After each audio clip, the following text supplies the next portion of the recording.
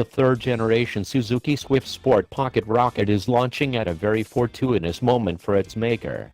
With the Ford Fiesta Street currently between generations and not available new in Australian showrooms, and the current Volkswagen Polo GTI entering the run-out phase as a new model nears, there's clearly a gap in the market for something fresh.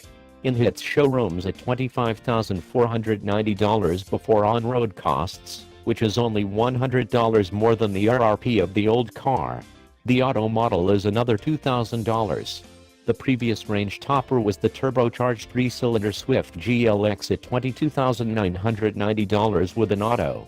This Swift Sport price is about $2,000 less than the old Fiesta Street was, and the much more powerful Polo GTI, plus $3,500 less than the Clio RS.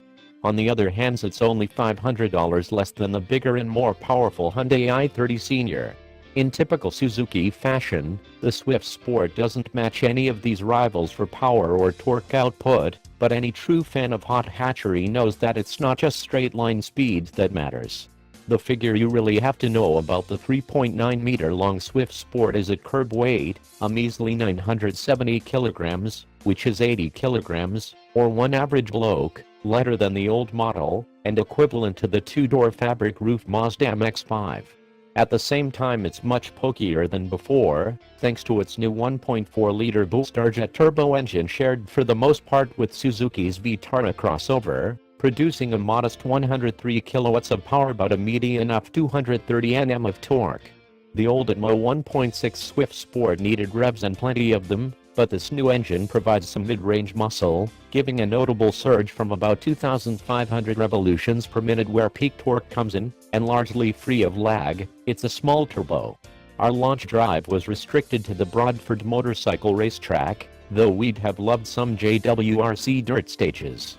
A tight and tricky circuit where the willing little unit got us to about 160 km per hour and fourth on the main straight, pokey enough, without overawing. Side note, that 103 kilowatts power output tells us there is plenty of gap to the engine ceiling, music to the ears of the tuning scene. Suzuki itself tacitly admits as much.